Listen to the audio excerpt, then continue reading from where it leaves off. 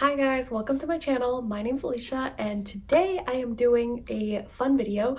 This is my first book haul of 2022. So these are all of the books that I have slowly accumulated over the first 3 months of the year.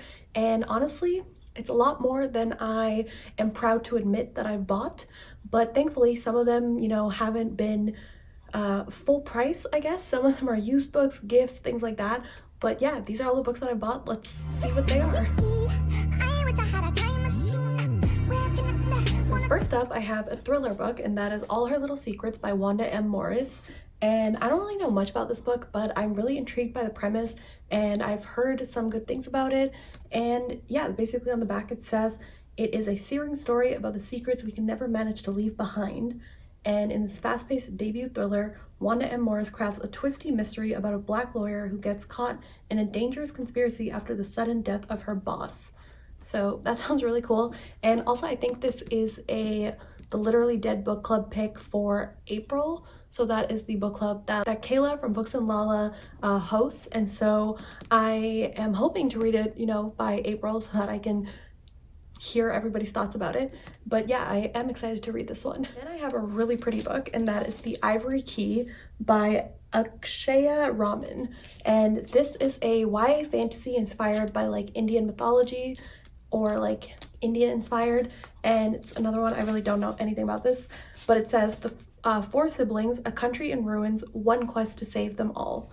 But yeah, this is just such a pretty edition. It is a Owl Crate exclusive edition, and no words. This cover is absolutely beautiful. Then I have a book that I initially was hearing a lot of great things about, but like recently I feel like some questionable things have been coming up about it, but it is Razorblade Tears by S.A. Cosby. So I'm pretty sure this came out in 2021, and when it first came out, a lot of people were pretty hyped about it and were talking about how great it is, everything. But recently I have heard some people saying how this book, I don't know if like problematic is the right word, but just some people were saying that like what the book was trying to do, it didn't really accomplish. But basically this is about two fathers whose sons were married and obviously in a relationship and were gay, and these fathers were very like homophobic and against their sons being together. And I'm pretty sure this takes place in like the South in America, so obviously like very homophobic climate and area. But these sons get killed, and so now these fathers have decided to go on sort of this revenge quest to avenge their sons' deaths. But yeah, I've heard that like the depiction of these fathers and how they, after their sons have died now, are going about trying to like get revenge for them isn't necessarily great, because obviously like, I don't know, I'm not gonna get into it because I haven't really read the book yet. But yeah, I'm a little iffy now on how this book is gonna go, but I am still interested in reading it. Then I have Good Rich People by Eliza Jane Brazier, and this is a fairly new thriller book, and I'm really excited about this book because I love books that deal with rich people drama. Like, I think it can get a little overdone and boring at times, but I do think it's a pretty fun trope to read about, and just, to see rich people basically having too much money and not enough things to do, and like nothing to do with all their money, and so they just get into like all of these horrible situations. So yeah, I'm really excited about this one. But it says, a destitute woman deceives her way into the guest house of a Hollywood Hills mansion and inadvertently becomes a target in the twisted game of the wealthy family upstairs. So all I really know about this is it's about a couple who, again, are really rich, and so they decide to rent out a room in their house. And basically, because they're so bored, whoever comes into their house, they just kind of play these games with this their tenant, and just kind of ruin their lives because they're bored. And so yeah, it just seems kind of like outlandish and crazy, but I think it's gonna be a fun time, and I have heard some good things about it. So yeah, excited about this one. Then I have Hench by Natalie Zena Walshots. This is kind of a superhero story, but like with a spin. So in this book, we basically are in a world where superheroes and villains and all of these things exist. And so we're following Anna, our main character, who is basically working for the monster and the criminals, and is just kind of cog in the machine, goes about her business, just does her work, and does what she can. but one day she basically becomes collateral damage in one of the heroes' quest to save the world or whatever, and so she kind of becomes this she kind of loses all of her mobility and all of her abilities to do what she was doing before. So now without a job, she basically takes up a job with like the worst villain on the earth. And she, through her experience of kind of running in with this hero and not being saved by the hero, she kind of realizes that this is a common occurrence in her world where heroes maybe try to do the right thing but kind of leave these collateral damage behind where people get hurt and the heroes don't really do anything about it. So now when she's working for the villain, she kind of is using her knowledge and experiences to maybe make the world a better place, but by working for the villain. So I just think that this whole synopsis sounds really cool and really interesting, and it really reminds me of The Boys, the TV show, and I have seen the first season of that, and it was just a really interesting take on like superhero stories and superheroes in general. So I feel like this could be similar to that, or I'm hoping it is.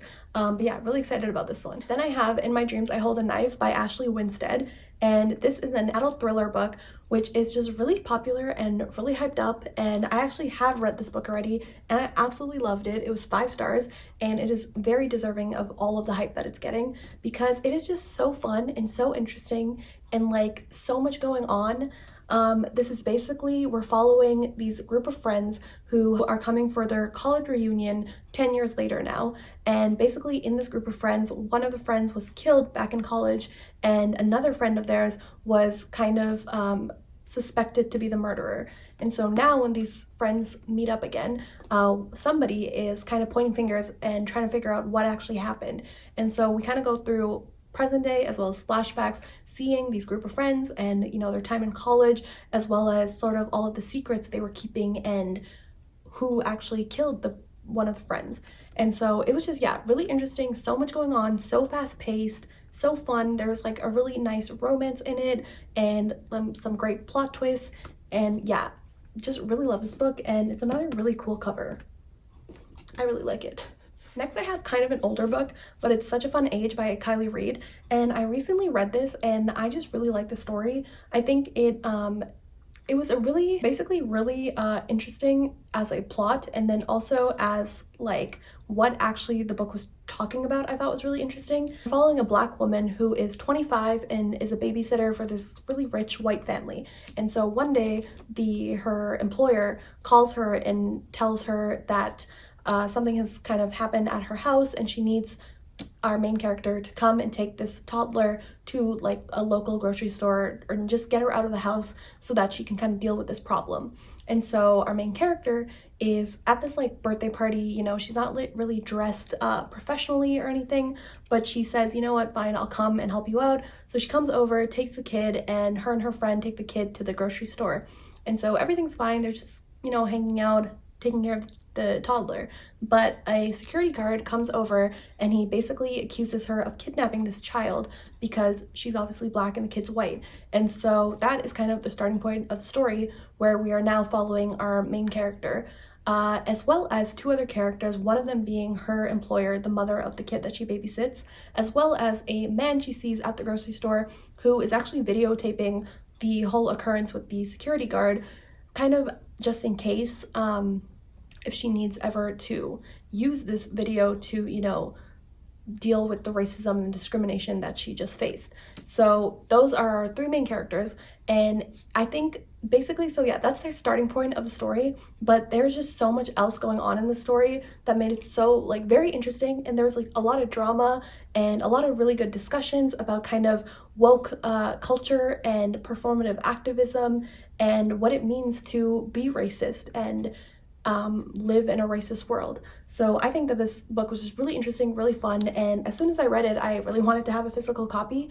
And another one where honestly this book cover is just so aesthetically pleasing to the eye. It really is. But yeah, I really like this book. Then I have 2 nonfiction books. The first is Hood Feminism by Mika Kendall, and I've heard a lot of great things about this book that made me want to pick it up. Obviously it's about feminism, but it's really taking this intersectional approach to feminism and kind of talking about how white feminism is very counterproductive to what feminism is actually trying to achieve. And yeah, it says notes from the woman that a movement forgot.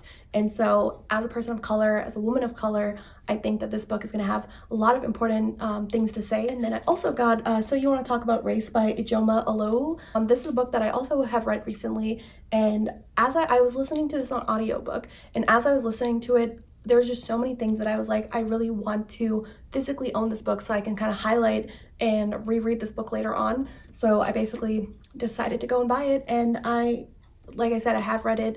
This is just a really important book, and I think honestly everybody should read this book. I think it really talks about like race and systemic racism and the problems that people of color and Black people deal with, and discrimination and gender inequality, pay inequality, things like that. Like just so many things this book deals with, and honestly the way that it's written is very accessible and very easy to read. So yeah, highly recommend this book to everybody. Then I have The Maid by Nita Prose. First of all, this like book cover is just so nice. Like I don't know what this material is, but it's just, I love it. But this is a new release. I think it came out in January of 2022, and I have heard a lot of great things about it recently, so I am really looking forward to reading it. It's basically about this woman who I believe is neurodivergent, and she is a maid at a hotel. And so one day, one of the rooms she's cleaning, she finds a dead body in it. And so obviously the police come and question her because I think she's like the only witness or something, or like she found the body. And so they come to question her, but because of her demeanor and her kind of lack of social skills, the way she speaks about everything makes her come off as a suspect. And so now the police are kind of, you know, really suspicious of her. And so she decides that she's gonna need to figure out what actually happened to kind of clear her name. And yeah, I've heard that this book is a really great cozy mystery and has really cute vibes, and you know, just a nice time. So I'm really excited to read it. Next I have The Inheritance of Orkidia Divina by Zareta Cordova. And this book is, I think it came out in 2021, but I have heard so many great things about it. And this book definitely has like South American roots and culture in it, and like I think it kind of maybe has some like mythology or stuff like that.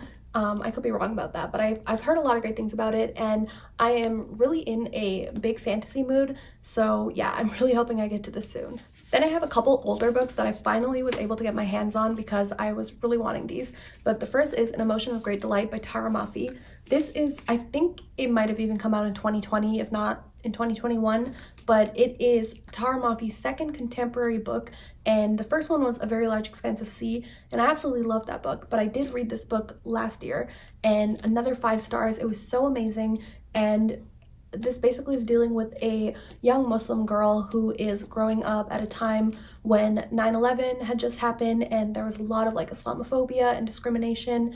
And as a Muslim myself, I just really love reading stories that have really good representation, in my opinion. So yeah, I really love the story, and I'm so happy I was able to get a physical copy of it. Then I have Girl, Serpent, Thorne by Melissa Bashar. So I read this at the beginning of last year, I believe, and so it has been quite a long time since I read it, but I saw this and I was like, I remember kind of really liking this book, and it is a standalone YA fantasy. So I feel like, you know, you don't really have a lot of standalone fantasies.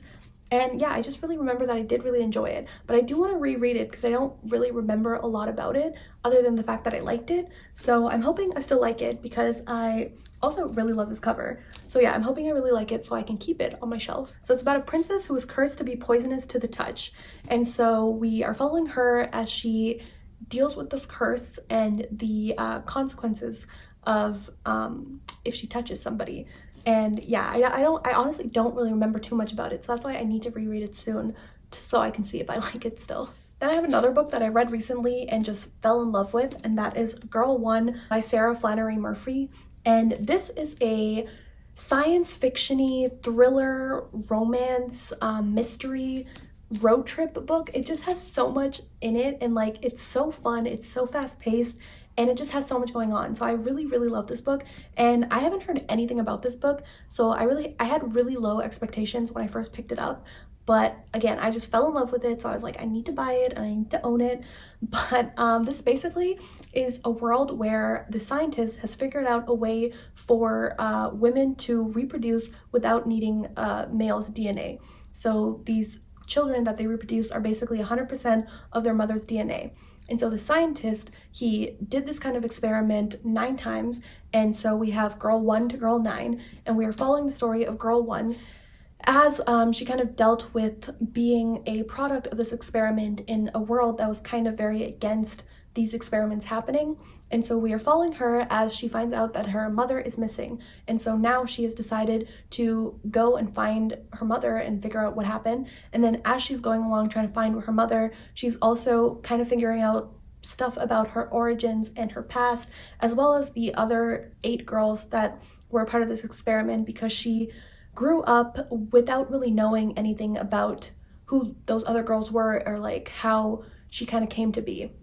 So like I said, there's this mystery aspect with her mother, and there's kind of like this thriller aspect because everything is like kind of in a time constraint and we are like moving along very quickly because there may be people after our main characters, and there's also a really great romance. And I can't say enough great things about this book because I really love it. So you should definitely go check it out. But yeah, I really wanted to own it. Then I have one of my most anticipated books of 2022, and that is All My Rage by Saba Tahir. This book just came out in March, and I am super excited to read it. It's another YA contemporary book, and our main characters are Pakistani immigrants, are Muslims, and literally that's me. I am a Pakistani Muslim, and I am a second-generation immigrant, and so I just feel like this book is gonna like speak to my soul.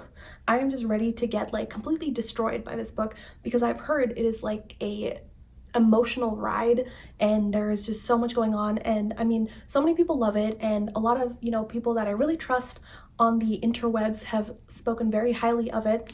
And I also really love Saba Tahir and her writing and her work, so I'm really excited about this one. And it's actually a really nice cover. I feel like it's really simplistic, but just I love the colors on the white kind of backdrop.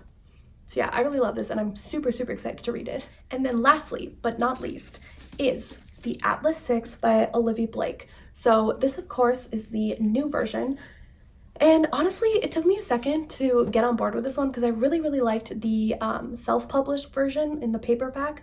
But I actually really love this now. I think it's like super pretty and super nice. I know, like a little stain on there, but yeah, I really love this version, and I have read this book. Absolutely love this book. This is a adult fantasy that is dealing with this group of people who have these magical abilities, and like they're the most advanced magical people in this world.